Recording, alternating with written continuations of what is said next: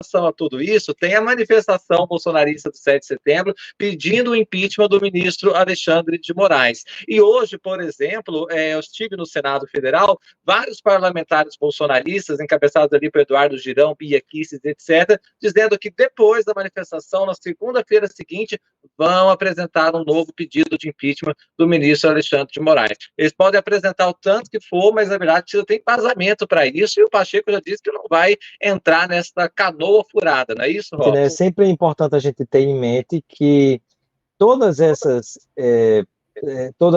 todas essas redes de mídias digitais, né, essas plataformas de redes de mídias digitais, elas são empresas privadas de comunicação, e como tais têm os seus próprios interesses, isso é muito claro. E não há absolutamente neutralidade nenhuma em nenhuma dessas redes. Basta lembrar, por exemplo, como isso é tão presente e é uma certeza tão grande por parte até dos Estados Unidos, né, isso votado até no Congresso americano, dizendo que elas interferem politicamente, que elas perturbam a democracia, né? Há um microdirecionamento, elas trabalham com modelagem psicométrica para direcionar um conteúdo verdadeiro ou falso, de acordo com o seu perfil psicológico, com interesse comercial, empresarial, ou mesmo com interesse político, partidário, sim. Elas estão por trás, coincidência ou não, da chegada da extrema-direita em várias partes do mundo. Então, são empresas privadas de comunicação e, como tais, têm seus próprios interesses e interferem, sim, no debate público e nos processos eleitorais e na perturbação dos regimes democráticos, né? Essas desestabilizações podem ser interpretadas e analisadas também como guerras híbridas. E aí, quem está afinado com os proprietários dessas empresas acabam saindo em larga vantagem. Não é uma questão simplesmente de você estar mais presente nas plataformas ou dominar a utilização dessas plataformas. Na verdade, não há neutralidade nem na forma como elas são edificadas, né, como seus algoritmos são construídos, né? Há um direcionamento político que favorece com que determinados conteúdos propaguem mais e outros sejam retidos ou propaguem menos.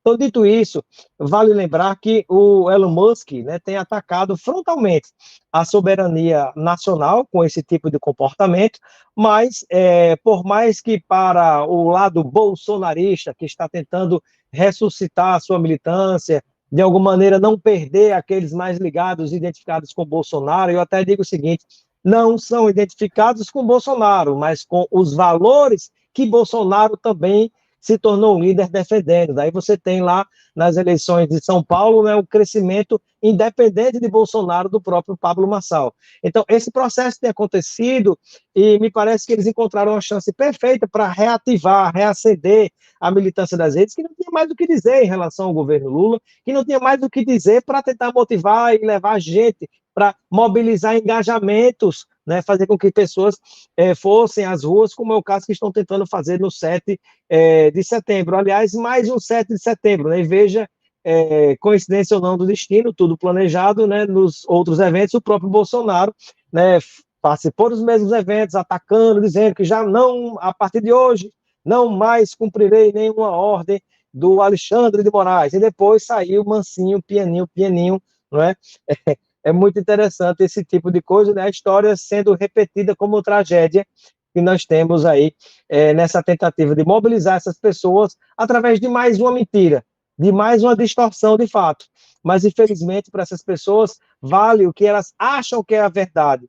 Vale para essas pessoas a realidade paralela em que elas acreditam ou desejam que seja verdade, mesmo que seja mentira. É uma era de desinformação, é uma era de manipulação de pessoas, despertando os seus instintos mais grotescos, né, para que essas pessoas façam as ruas. E você mistura isso com as questões da própria religião, eu acho terrível você misturar política com religião, ou misturar política com polícia, né, e você tem todo esse caldo, né, com essas misturas sendo colocadas, né, preparadas para tentar dar uma amplitude no evento da Avenida Paulista e em outras partes do Brasil também, que é o 7 de setembro. Né? Então, para quem estuda conscientemente todas essas questões, esses casos, sabe da farsa da qual isso se trata. Se tornaram espaços onde se destila muito discurso de ódio, discurso antidemocrático, discurso contra determinados direitos, inclusive previstos não só na Constituição, mas em leis infraconstitucionais, como se isso não existisse nenhuma responsabilidade dela, como se ela ainda fosse aqueles meros intermediários lá dos anos 90. Isso acabou hoje. E hoje isso está sendo revisitado no mundo todo.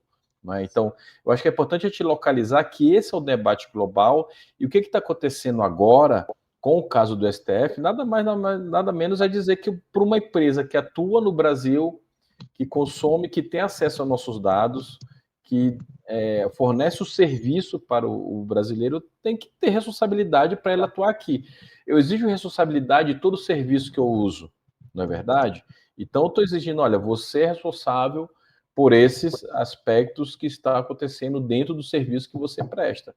É um debate complexo, é um debate que não é fácil, mas o fato é que não há em nenhum momento até então, talvez nós possamos entrar no debate aqui, se talvez alguém questione o inquérito do 8 de janeiro, que é um inquérito que nunca fecha, né, Laís? O inquérito está aberto desde então e o Moraes está ali, só incluindo gente, talvez você, dentro do campo jurídico, você até questione isso, olha, cara, fecha esse negócio e dá cabo disso, tem que andar. Isso daí é questionável dentro da estrutura e dentro do processo legal do Supremo, mas a decisão que está por trás, na verdade, com a plataforma X é uma outra, ela tem um outro arcabouço, ela tem, na verdade, um arcabouço que envolve liberdade de expressão, limites e responsabilidades, não é? Envolve a regulação de plataformas, uma ausência de legislação brasileira para isso adequada. Os marcos legais que nós temos hoje até conseguem dar conta disso, mas eles são difíceis de ser implementados porque essas empresas não se submetem a muitas das legislações brasileiras. Sem dúvida. Ela não se encara como um serviço prestado. E o que o Alexandre de Moraes nada mais fez foi exigir que essa plataforma, no caso o X, tenha responsabilidade com o que está acontecendo ali. Só para finalizar, Afonso, claro. Isso aconteceu com o Facebook, por exemplo. Está acontecendo com o Facebook. A Europa está discutindo isso quando criou dois grandes marcos legais, né? O DMA, o Digital Market Act, e o Digital Service Act, DCA, que nada mais é do que regular a atuação dessas plataformas dentro dos países da Europa, por exemplo. Então, eu acho que há mercado em disputa, há dinheiro em disputa, são grandes conglomerados econômicos das 10 maiores empresas globais. Pelo menos 4 ou 5 são grandes empresas de tecnologias que nós conhecemos e consumimos, então é isso que está em jogo aqui. Elon Musk não desafia apenas o STF, mas a soberania nacional. A gente ficou sabendo que os clientes da Starlink, que é a empresa de satélite, de internet por satélite, né, que também tem como sócio majoritário o Elon Musk, disparou esse e-mail para a base de clientes no Brasil, né? E não é uma base pequena no Brasil. A gente tem bastante clientes e, inclusive, áreas que só estão conectadas na internet graças aos satélites da Starlink, né? E aí a gente ficou sabendo que eles mandaram esse e-mail para a base de clientes no final da quinta-feira, falando do congelamento das contas, né? Que até eu acho que é outro ponto aí que a gente pode discutir se o Moraes acertou, se ele errou, se foi uma interpretação muito esticada, né? Do grupo econômico. Mas o e-mail dizia que eles continuariam oferecendo o serviço para os clientes Starlink, mesmo que o pagamento não fosse processado por conta do congelamento das contas da Starlink no Brasil, né? E aí a gente conversou com, enfim, especialistas, né, pessoas que acompanham, pesquisadores que eu respeito muito, que acompanham esse tema há muitos anos.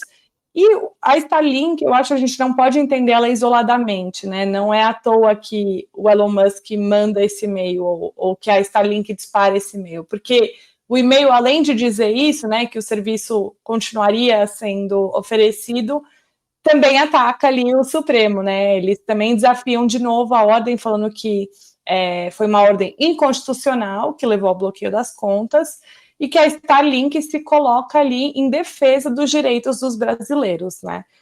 Que é uma afronta, porque é uma empresa, de novo, estrangeira, que oferece, né, serviços de conexão à internet por satélite, se colocando ali na posição de alguém que precisaria defender os brasileiros dos direitos, os direitos fundamentais dos brasileiros. Então, a hipótese que a gente explora é que o Elon Musk começa a instrumentalizar a Starlink como mais um braço aí dessa briga política, né? E acho que, de fato, isso se confirmou quando a Starlink disse à Anatel que não cumpriria com a ordem de bloqueio do X.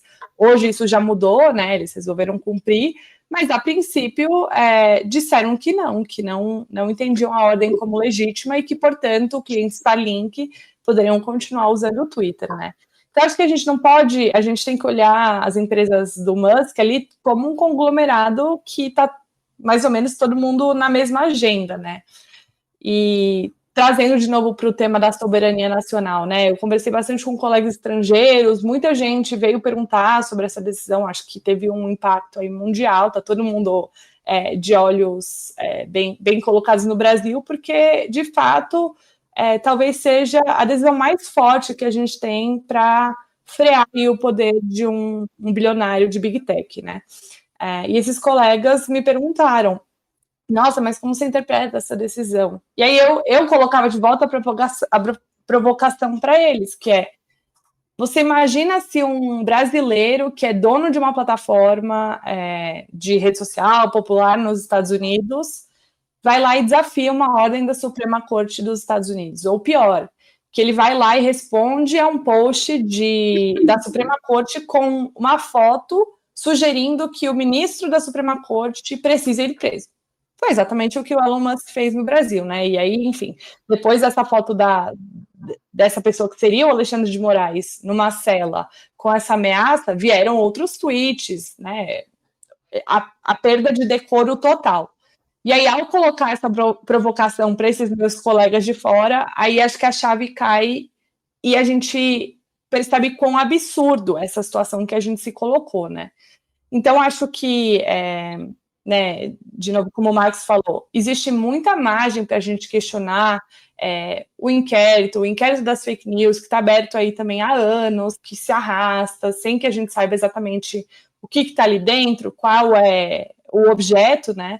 Mas eu acho que questionar a ordem do Moraes de bloquear essa plataforma, depois de inúmeras tentativas de fazer com que ela cumprisse a lei, aí eu acho que já não cabe. E essa é a interpretação de vários pesquisadores que têm estudado o tema, né? Também VPN também foi algo exagerado, mas quando o Moraes toma ali a decisão de bloquear, ele fala, inclusive, na ordem dele, em soberania nacional. Então, acho que foi uma decisão que reafirma de que, sim, para operar no nosso país, você precisa respeitar as leis que a gente tem.